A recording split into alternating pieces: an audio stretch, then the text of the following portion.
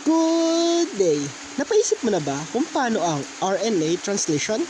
Today, i-discuss natin yan. My name is Paul Ivan Ralph L. Lorente, ay nursing student, and tara, matuto tayo. Translation is a process where the cell reads the instruction carried by RNA and builds proteins.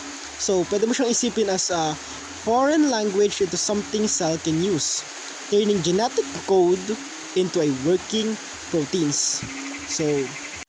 So para maintindihan natin ito is kailangan muna natin alamin syempre kung nasaan siya nakalocate, purpose, and key role.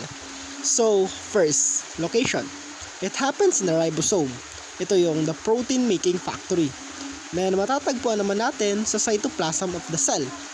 So anong purpose niya? To convert the messages from mRNA o yung messenger RNA into a chain of amino acid, which then becomes a functional protein. So, ano yung key role? Groups of 3 letters on RNA are called codons. Each codon stands for specific amino acid. So, bago natin i-step-step yan, is malaman muna natin syempre kung ano yung 3 main characters niya. So, meron tayo ditong mRNA or the messenger RNA, ribosome, and tRNA or the transfer RNA. So, sa mRNA, it carries the instruction. It's like a copy of the recipe that was originally stored in DNA. So, kumbaga siya yung mga recipe na naka-stored sa ating DNA. And ribosome, the builder, it holds everything together, reads the mRNA, and helps link amino acid. And the tRNA, or the transfer RNA, the supplier. It carries the amino acid, building blocks of protein, and matches them to the correct place of mRNA. One end carries the amino acid, and the other end has an anticodon, which matches perfectly with the mRNA codons. Ngayon na nalaman na natin kung sino yung mga 3 molecules involved, is dumako na tayo para sa 3 step of the translation. So the translation happens on 3 stages: initiation, elongation, at termination. So, dito muna tayo sa stage 1, the initiation, starting the process. First is the small part of the ribosome attached to mRNA strand. It slides along until it finds the starting codon, which is the AUG. The signal starting building here. Then, the first tRNA arrives carrying the amino acid methionine, which matches the AUG code. Finally, the large part of the ribosomes attaches, and the workstation is ready. At ang sunod naman ay stage 2, elongation. Ito yung building the protein chain. So dito na siya binibuild.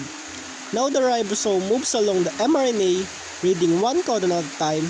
Ganito na mangyayari dyan.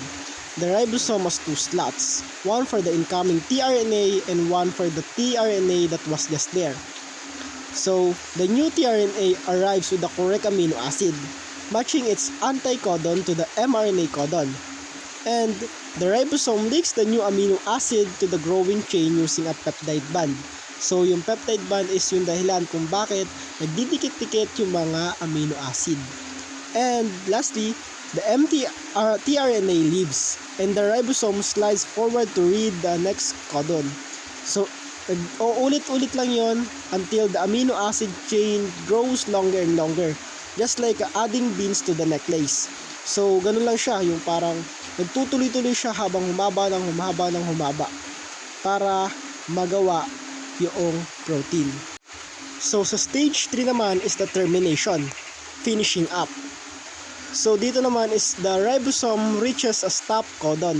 So, yung mga stop codon is a UAA, UAG, or UGA, and there is no tRNA that matches it. Instead, a release factor attaches. This signals, we are finished.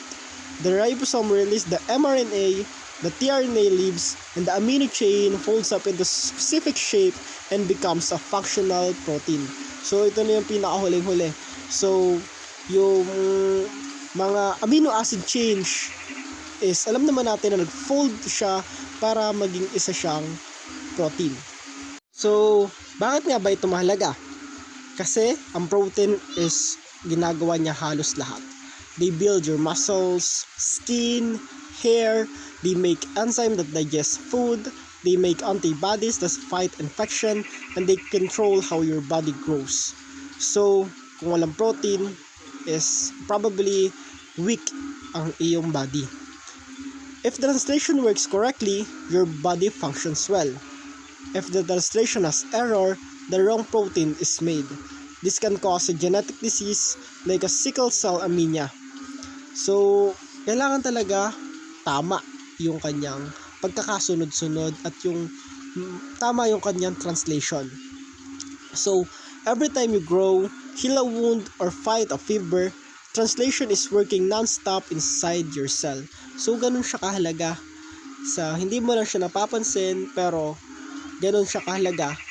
Ganun kahalaga ang translation protein na nangyayari sa iyong katawan. So, for the summary, recap lang natin saglit. Ang una is mRNA or the messenger RNA carries the recipe. And papunta siya sa ribosomes na nagre-read naman ng mga binigay ni mRNA. And pagkatapos nun, tRNA brings the ingredients. And nililink naman siya ni amino acid para magdikit-dikit. At doon mabubuo ang isang protein. So dito, ang RNA translation is turning a genetic instruction into life's working molecules. So yun lang. Paalam!